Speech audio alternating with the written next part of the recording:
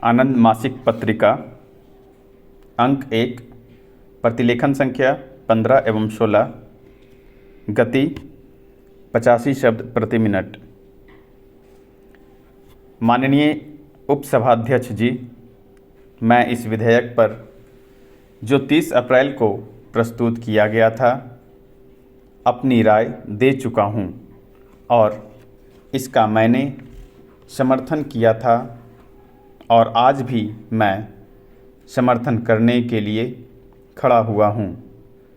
रोजी रोटी, कपड़ा और मकान ये प्रत्येक मनुष्य के लिए दैनिक आवश्यकता की चीज़ें हैं और ये चीज़ें किसी व्यक्ति को उपलब्ध नहीं होती तो फिर उस मनुष्य का जीवन दुर्लभ हो जाता है और कभी कभी उपेक्षित भी हो जाता है और फिर भी वह अपराधों में लिप्त हो जाता है। इसलिए मैं अवश्य चाहूँगा कि इस चर्चा के बाद इस विभाग के मंत्री जब इसका उत्तर दें तो कुछ इस प्रकार का आश्वासन जरूर दें जिससे इस देश की रोजी रोटी, कपड़ा और मकान की समस्या का समाधान हो सके।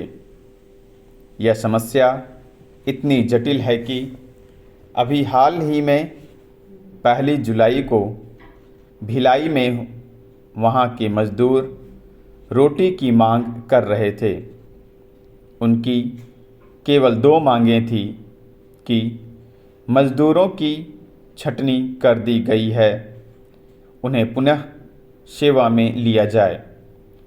न्यूनतम मजदूरी के जो नियम हैं और इस संबंध में जो अधिनियम हैं उनको लागू किया जाए। वे प्रदर्शन कर रहे हैं रोटी के लिए, लेकिन उन्हें खाने को गोली मिली। इस संबंध में समाचार पत्रों से जो जानकारी मिली है उससे पता चलता है कि करीब 20 आदमी इसमें मारे गए और सैकड़ों लोग घायल हुए। इससे मैं इस बात की ओर ध्यान आकर्षित करना चाहता हूं कि यदि इन समस्याओं का जल्दी समाधान नहीं हुआ तो इस देश में जो शांति है उसके भंग होने की आशंका भी बनी रहेगी। माननीय सदस्य जी के विधेयक के संबंध में अपने 4-5 सुझाव देकर अपनी बात खत्म करना चाहूँगा, क्योंकि इस पर मैं पहले ही काफ़ी राय दे चुका हूँ। एक सुझाव तो मेरा यह है कि हमारी जो राष्ट्रीय आवास नीति है और जो लागू भी है, इसमें व्यापक संशोधनों की आवश्यकता है। यह राष्ट्रीय आवास नीति इस प्रकार की बनाई जाए कि जो गरीब लोग हैं, जो गृहहीन लोग हैं, उनके लिए कम से कम एक छोटे मकान की व्यवस्था ज़रूर हो। इस नीति में इस प्रकार का व्यापक संशोधन अवश्य किया जाए और इस प्रकार का प्रयास किया जाए और उस प्रकार से यह नीति लागू भी हो। दूसरी बात मैं यह कहना चाहता हूँ कि शिक्षा नीति में व्यापक संशोधनों की आवश्यकता है। माननीय उपसभाध्यक्ष जी, कॉलेजों से हमारे जो छात्र निकलते हैं और तकनीकी संस्थाओं से जो छात्र निकलते हैं उनसे बेकारों की फौज ही बढ़ती है। इसलिए मेरा सुझाव है कि इस प्रकार की हमारी शिक्षा नीति बने कि जब नौजवान और छात्र इन संस्थाओं से निकलें तो उनको रोज़गार मिले और वे बेकारों की फौज न बने।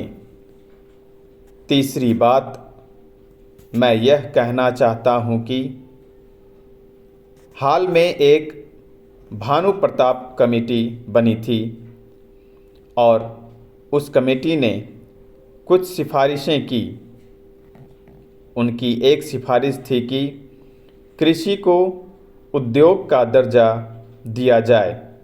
भानु प्रताप सिंह कमेटी की रिपोर्ट पर विचार करके सरकार को जल्द ही संसद के सामने आना चाहिए और मेरी समझ से कृषि को उद्योग का दर्जा दिया जाए ताकि इस देश में जो बेरोजगारी बढ़ रही है उसको दूर करने में सहायता मिले।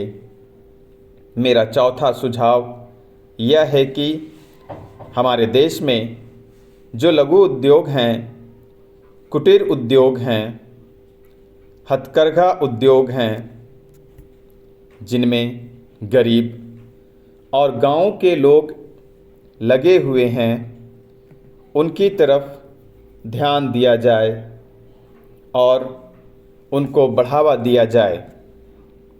अभी स्थिति यह है कि गांव में लोगों को रोज़गार नहीं मिलता है और इसलिए गांवों से शहरों की तरफ पलायन भी हो रहा है और शहरों में झुग्गी झोपड़ियां बढ़ रही हैं।